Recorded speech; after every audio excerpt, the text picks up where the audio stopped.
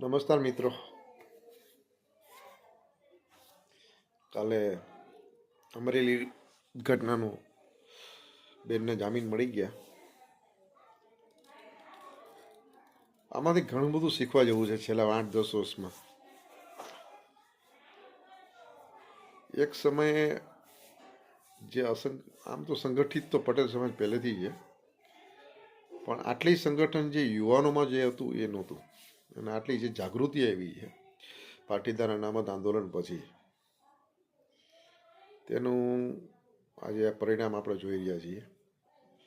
આજે ગમે તે જિલ્લામાં ગમે ત્યાં ઘટના બને તેના રિએક્શન રૂપે, એના પ્રત્યાઘાત રૂપે દરેક જિલ્લા, દરેક તાલુકાઓમાંથી આપણા જૂના જે સામાજિક યુવાનો, કાર્યકરો, આંદોલનકારીઓ, ક્રાંતિકારીઓ જે હતા એ બધા કાંઈક ને કાંઈક રિસ્પોન્સ, તરત જ રિસ્પોન્સ આપે છે. આ સૌથી મોટી ઉપલબ્ધિ છે આપણા બધાની. અને આજે પણ આંદોલન પૂરું થયા પછી પણ એટલા જ કનેક્ટેડ છીએ આપણે બધા, અને એકબીજાની ખબર અંતર પૂછતા રહીએ છીએ.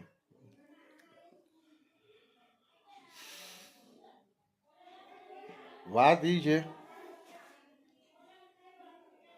કે આપણે 2015ના આંદોલનમાં પણ અનુભવ્યું કે સમાજની સંસ્થાઓ અને કહેવાતા આગેવાનો પછી રાજકીય હોય કે સામાજિક ક્યારેય આગળ આવતા નથી, ક્યારેય એનો જે રોલ ભજવવાનો હોય ભજવતા નથી. કેમ? અને જ્યારે આવી ઘટનાઓ બનતી હોય ત્યારે એના ફોન બંધ કરી દે છે. તો આના ઉપરથી હવે શું કરવું? માણસ એક વખત છેતરાય, સમજ્યા, બીજી વખત છેતરાય તો એ સમજ્યા, પણ ત્રીજી વખત ભૂલ કરો તો એને પછી એ માણસોને ભૂલ ના કહેવાય, ભૂલ સમાજના લોકોની કહેવાય, કે જે આવા લોકોને ચૂંટીને મોકલો છો ને એને. એક વખત તમે જીતાડી દીધા, કાંઈ વાંધો નહીં, ભૂલ થઈ, ચલો સમજ્યા. બીજી વખત ચલો માની લીધું, પણ ત્રીજી વખત ભૂલ કરો ને તો શું કહેવાય? જનતા મૂર્ખી છે, અને આપણે મૂર્ખામાં નામ લખાય આપણે. તો હવે બધાએ નક્કી કરવાનું છે.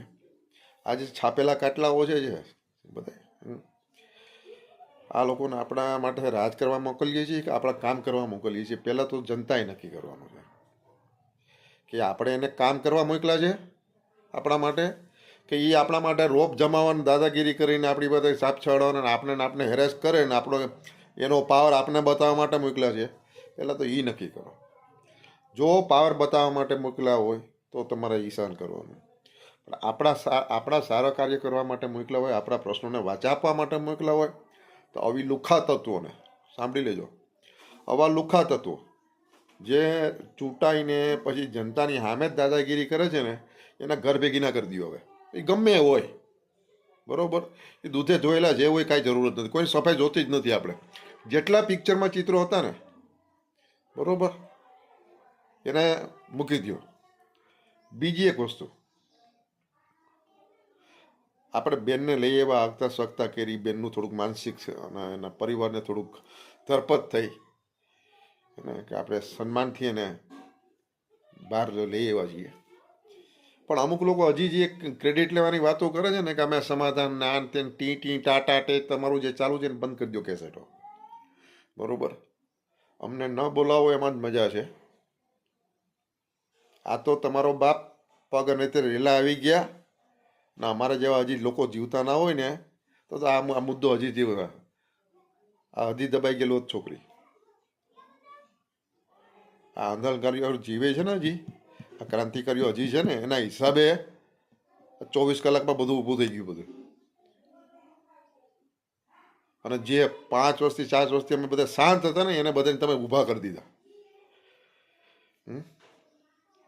હજી અમે એ જ છે ભાઈ. અમારા ખાલી આ સફેદ આવી ગયા છે, આ અનુભવના સફેદ છે. બીકના મારે સફેદ નથી થયા, આ અનુભવના સફેદ છે. ત્યારે જે અમે હતા ને એના કરતાં અત્યારે 10 ગણા તમારા બાપ થઈને બે ગયા પછી. અને એવડી કેપેસિટી અમારામાં, અરે તમારામાં જે છે એ અમારામાંય છે. તમારી એ લોકો પાસે જે છે ને એ બધું અમારી પાસે છે. અને કદાચ તમારા કરતાં વધારે છે એ અમારી પાસે જે છે ને, એ અમારો આત્મબળ. એ તમારો બાપ આવે ને તો કોઈનાથી ના તૂટે. એ કદાચ સરકાર આવે કે સરકારની બાપ આવે ને ગમે તો એનાથી આત્મબળ ના તૂટે. કારણ કે એ તો માના કોખમાંથી નીકળે. નેતા પેદા ના થાય. નેતા કોઈ બનાવી ના કે નેતા પેદા થાય, જન્મથી પેદા થાય. એ નેતૃત્વ કુદરતી ઉપરથી બક્ષિસ હોય ને તો એ નેતૃત્વ કરી શકે. ગધેડીને દૂધ પીવાથી કોઈ સિંહ ના બની જાય. અને તમે બધા છો ને એ કોઈકના સપોર્ટથી બીજાના ઓલાથી તમે બધા નેતા બનેલા છો. બરોબર? તમારામાં નેતૃત્વના ગુણ નથી. જેનામાં નેતૃત્વના ગુણ હોય ને એ લોકોને સહેજ તકલીફ પડે તો તરત જ એનું નેતૃત્વ અંદરથી બહાર જાગે અને તરત એ રોડ ઉપર આવે. એવું ના હોય કે ખાલી સમાજ માટે જ નીકળે, સમાજ વગરના. ગમે માણસ જે નેતા કોણ બની શકે? જે બધાને લઈને ચાલવાની તેવડ ધરાવતો હોય ને એ તાકાત જેનામાં હોય ને, જેનામાં આપણાપણાનો ભાવ હોય ને એ નેતા બની શકે.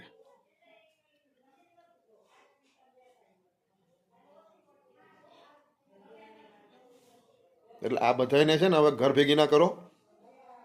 અને ગામની જનતાને મારે ખાલી એટલું કહેવું છે કે આ ભૂલો તમે ક્યાં સુધી વારંવાર રિપીટ કરશો? તમારા સમાજમાં, તમારા વિસ્તારમાં જે યુવાનો, જે લોકો કામ કરી રહ્યા છે, પછી ગમે નાતીનું હોય, હવે નાત જાત ભૂલી જાવ, એ સમય ગયા મારા વાલા. તમે જે એરિયામાં જીવી જે સિનારીઓની અંદર તમે જીવી રહ્યા છો ને, તમને ખબર નથી કઈ દિશા તરફ જઈ રહ્યા છે. દુનિયા આખી બદલાઈ ગઈ, આધ્યાત્મિક રીતે અને ફિઝિકલ વર્લ્ડ પણ બદલાઈ ગયું છે. એ તમને એ બધી ખબર જ નથી હજી. એટલે એ બધી તો તમારી ઉપરની લેવલ બારની વસ્તુઓ છે. પણ તમને જે મેટ્રિક્સમાં રહીને, આ માયામાં રહીને તમને જે દુનિયાની માયામાં રહીને તમને જે સમજાય છે ને, એટલું જ હું તમને કહું છું કે હવે એ સમય બદલાઈ ગયો. તમે બદલાવો, નહીં તો તમે ક્યાંય ના નહીં રહ્યો. તમારી સામે બે મોટા પ્રશ્નો છેલ્લા 10 વર્ષથી તમારા યુવાનોને લાઠીઓ મારવામાં આવે છે. અને એ તમે ચિત્ર જુઓ, સરકારમાં બેઠેલા વ્યક્તિઓ કોણ છે? તમારા સંતાનો છે. આ જ જનતાના દીકરાઓ, લોહીના સંબંધોવાળા ત્યાં બેઠા છે. બરોબર? પોલીસ ખાતામાં આપણા જ સંતાનો છે. ડિસિઝન લેવાવાળા એ આપણા સંતાનો છે. કેમ કાંઈ કરી નથી શકતા? તમારી માથે જુલ્મ કરવામાં આવે છે. કદાચ ઇતિહાસ બધાય ભણાવી છો, પણ નહીં ભણાવ્યો તો બધાય સાંભળેલું તો હશે જ વડીલોએ, કે જલિયાવાલા જે કાંડ થયો હતો ને, એમાં ફાયરિંગ કરવાવાળા આપણા જ હતા. ખાલી એક જ અંગ્રેજ અધિકારી જે છે ને ઓર્ડર દેવાવાળો હતો. અહીંયા અંગ્રેજ કોઈ નથી, અહીંયા કાળા અંગ્રેજો છે. બરોબર? એ ઓર્ડર દે છે. અને બાકીના આપણા જ લોહીના જે ઘડેલા પૂતલાઓ છે ને, પેદા કરેલા, એ બધા સત્તામાં અહીંયા બેઠા છે. પછી કોઈ વર્દી પહેરીને બેઠું છે, કોઈ એડમિનિસ્ટ્રેશનમાં બેઠું છે, કોઈ ડિસિઝન મેકિંગ પાવરમાં છે, ગમે અહીંયા બેઠા છે. એ આપને જ દબાવવાનું, આપને જ હેરાન કરવાનું કામ કરી રહ્યા છે. આ બધું થાય છે શું કરવા ખબર? તમે જાતિઓમાં વહેંચાયેલા છો ને, એટલા એક એક કરીને સમાજને ટાર્ગેટ કરે છે. સાહેબ, જો 14-15% જે વસ્તી ધરાવે છે, સામાજિક અને રાજકીય અને આર્થિક રીતે જે સબળ અને આટલો સમૃદ્ધ સમાજ છે, એની સાથે આ થઈ શકતું હોય તો જો 2-5% લોકોવાળા જે છે ને, એની શું હાલત થાય? એની શું હાલત થાય?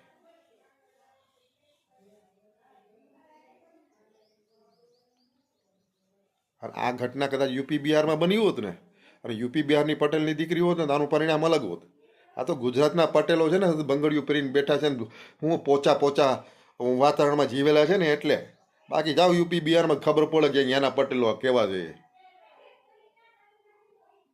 હા, તો અહીંયા બધા છે ને ટી કરવામાં બધા બધું ઠીક છે બધું. હવે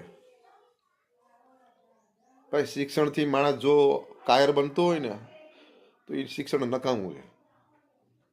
શિક્ષિત બનો, પણ તમારા સ્વાભિમાન ઉપર, તમારા અભિમાન ઉપર જ્યારે વાર થઈ જતી હોય ને, તમારા ઘર સુધી જ્યારે પહોંચતું હોય ને, ત્યારે તમે એ એક્શન ના લઈ શકો તો હું ધોઈ પીવું, તમે ડૂબીને મરી જાઓ. મોત તો એક દિવસ, મોત પરમ સત્ય છે યાર. મોતથી તમે શેની બીક લે? શેની બીક? પટેલનો દીકરો જુગાર રમતા પકડાય એટલે સૌથી પહેલાં એને બીક લાગે. સૌથી પહેલાં વધારે તોડ પાણી પોલીસ ખાતું, પણ એમાં પટેલના દીકરાઓને વધારે પાણીથી કરે. કોઈ પણ બાબતમાં પટેલ છે, ઓલો કહેવત પડી ગઈ. પટેલનો કેસ આવે એટલે એને તો હું ઘી કોળ મળી જાય. પટેલનો કુલ્લો મારતા ભૂલો. આ કહેવત મને સાંભળવા મળી અહીંયા આવી.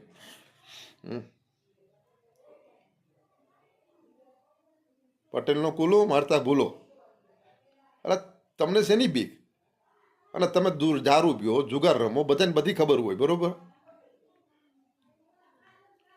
તો શેનું યાર, શેની બીક શેની તમને? તમે જે કાર્ય કરો છો તમે સ્વીકારી નથી શકતા પોતાની આત્મામાં કે જાહેર સમાજમાં, એટલે તમને બીક લાગે છે. સ્વીકારો ને ભાઈ, તમે તમારા પૈસાથી કરો છો, તમારાથી કરો, જે કરતા હોય જે રીતે કરતા હોય. તમે તમારા કર્મ ન સ્વીકારી શકતા હોય ને તો એ કર્મ કરવાનું બંધ કરી દો, અને જો કરતા હો તો પછી બીક છે નહીં યાર, સ્વીકારી લ્યો કે હા અમે કરીએ છીએ. બીક જ ના રહીએ ને તો પછી આ બધી ખાવુંથી કોઈની બીક ના લાગે. તમે પોતાની જાતને નથી સ્વીકારતા ને એટલે આ બધાથી ડરો છો. તમે પોતાની જાતને સ્વીકારી લ્યો, તમે જેવા છો એવા, એટલે આ બધાનો ડર નીકળી જાય. એ ગમે એનું હોય, ગમે હોય, કાંઈ ફેર ના પડે. ભગવાને હે ને બધાને બધું આપેલું છે.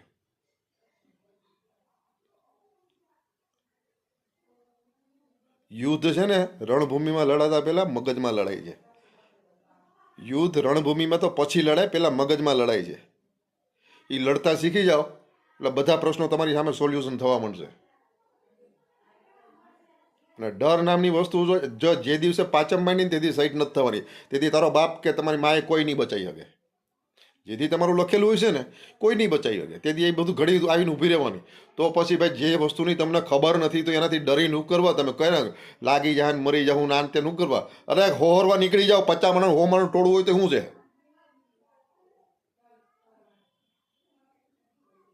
અને આ તો ઈ ભૂમિ છે કે જ્યાં માથા પડ્યા હતા ને ધડ લડાણ હતા. તમારામાં ઈ ડીએનએ નહીં, તમારા ડીએનએમાં છે. ફેર એટલું કે તમે તમારા ઇતિહાસોનો કોઈ દી વાગડો નથી, તમે ખોયલો નથી. તમારો ઇતિહાસ કાંઈ માય ગાંગલો નથી પટેલિયાઓનો. પણ આપણામાં એક વસ્તુ સારી છે, આપણે ઇતિહાસને પકડીને બેસી નથી રહેતા. સમયને વાત, સમયની સાથે આપણે છે ને પરિવર્તનશીલ છે, પ્રકૃતિની સાથે આપણે પરિવર્તનમાં હાલ્યા છીએ, અને એટલે જ આપણે આ છે ને ટકી રહ્યા છીએ. અને ઉત્તરોત્તર આપણી પ્રગતિ થઈ છે. જે પરિવર્તનશીલ નથી ને જે ભૂતકાળમાં જ પડ્યા રહ્યા છે ને એનું પતન થઈ ગયું છે. આ બહુ આ સમાજમાં આ બધી વસ્તુઓ તમને બહુ ઝીણી નજરથી જોવો ને તો તમને ખ્યાલ આવે.